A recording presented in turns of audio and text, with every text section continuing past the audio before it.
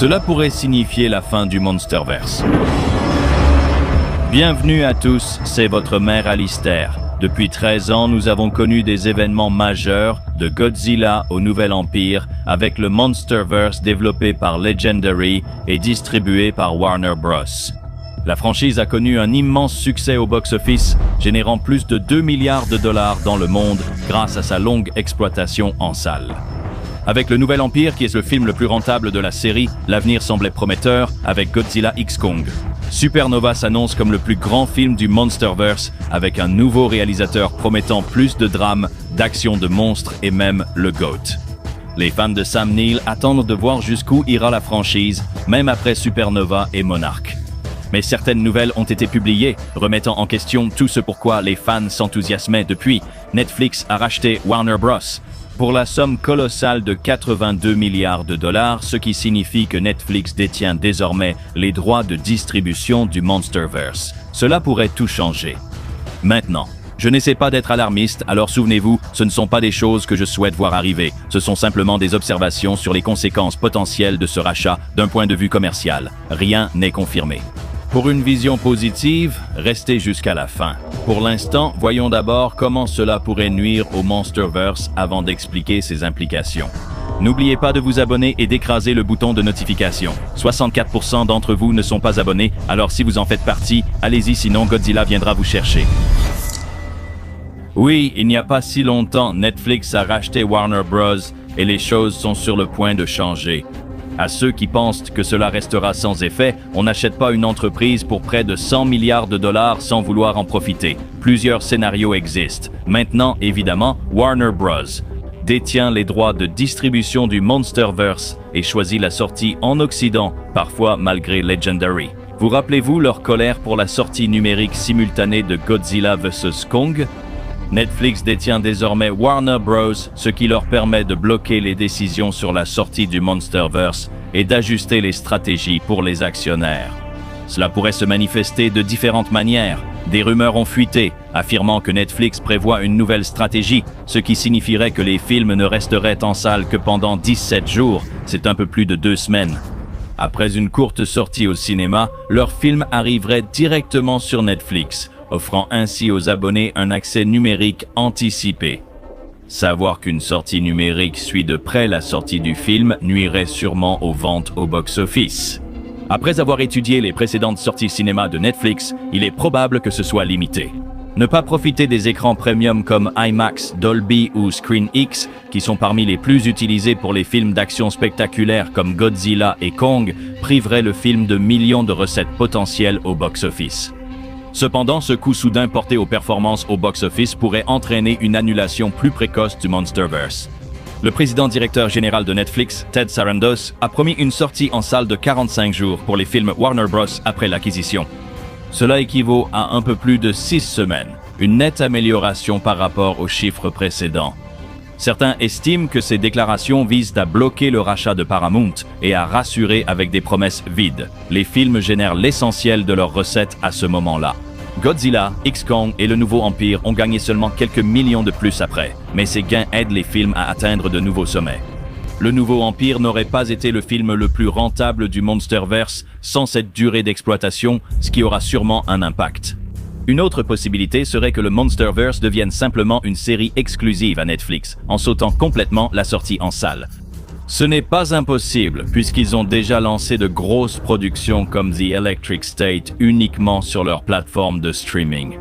Mais ce fut aussi un grand échec. Pour compenser, ils pourraient faire des prochains films du Monsterverse des sorties phares sur leur plateforme de streaming.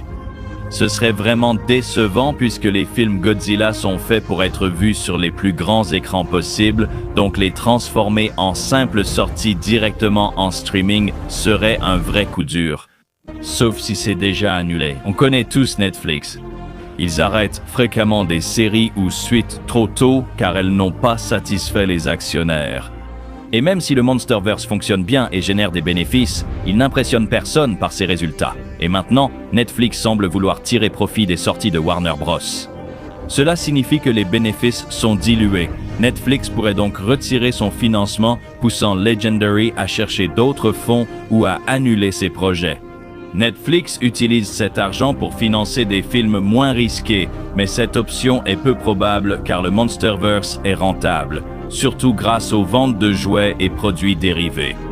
C'est une machine à générer de l'argent, bien que moins que Star Wars ou Marvel, leur but reste de gagner de l'argent.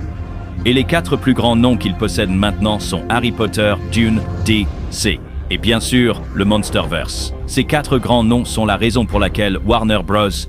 Ils gagnent encore de l'argent, donc ils ne voudront sans doute pas perdre cela. Des changements sont probables pour le Monsterverse. Cela semble minime au départ, mais cela va sûrement croître à mesure que Netflix optimisera ses profits. Nous pourrions ne pas le remarquer. Godzilla X-Con Supernova. La bande-annonce sort cette année et le film est prévu pour mars 2027 avec une sortie complète au cinéma, y compris sur écran premium. Le premier changement que nous pourrions voir est le passage de la sortie anticipée du film sur Home Box Office Max à une sortie sur Netflix, même si l'avenir de Max reste incertain. Nous en saurons plus sur un éventuel changement de plateforme du film lorsque d'autres films Warner Bros. Sortiront cette année. Même si cela débute ainsi, on pourrait voir des périodes d'exploitation en salle plus courtes ou des fenêtres de sortie limitées. Ils ne veulent pas immédiatement aliéner le public et même s'ils disent vouloir garder les cinémas en vie, les choses vont changer. Passons à une note positive. Un instant, il existe un monde où cela pourrait vraiment profiter au Monsterverse. Netflix possède une vaste base d'utilisateurs et a su transformer des séries et films peu connus en grands succès grâce au streaming. Comme la série Halo, peu appréciée mais qui a pourtant trouvé un large public sur la plateforme, le Monsterverse pourrait atteindre une popularité inédite en étant accessible très tôt à des centaines de millions de foyers dans le monde. Ce qui créera de nouveaux fans et élargira la série à un niveau encore plus grand, ce qui pourrait mener à plus de films, plus de spin-offs, plus de jouets et de bandes dessinées, et ainsi de suite. Même si le box-office baisse encore, les profits immédiats ne suffisent pas à définir le succès d'une série. Donc, avec l'argent illimité de Netflix, le Monsterverse pourrait devenir plus grand que jamais. Pour l'instant, la situation reste incertaine. Je pourrais imaginer ce qui va se passer si tu demandes.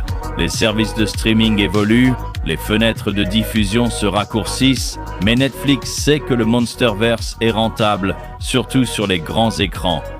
La fenêtre de 17 jours reste une rumeur peu susceptible de se réaliser prochainement. Cette fenêtre de 45 jours est sans doute le maximum envisagé par Netflix et il est possible que les sorties en salle soient encore plus courtes. Je n'aimerais pas que ce soit que du streaming, l'expérience reste incroyable. Aller au cinéma avec d'autres fans et s'enthousiasmer devant l'action des monstres à l'écran, c'est si rare que cela arrive. Le Monsterverse reste l'une des rares franchises à attirer toujours plus de spectateurs enthousiastes. Marvel ou DC ne l'ont pas fait depuis longtemps, donc le retirer serait une erreur. Si le Monsterverse devient exclusif à Netflix, on va protester. Que pensez-vous des conséquences du rachat de Warner Bros? Le Monsterverse sera-t-il encore là dans 10 ans ou est-ce que Netflix va l'annuler? Dites-moi ce que vous en pensez dans les commentaires ci-dessous. N'oubliez pas de vous abonner et d'écraser le bouton de notification. Pour devenir habitant de Dangerville, j'étais votre maire Alistair. À bientôt dans la prochaine vidéo, chers habitants.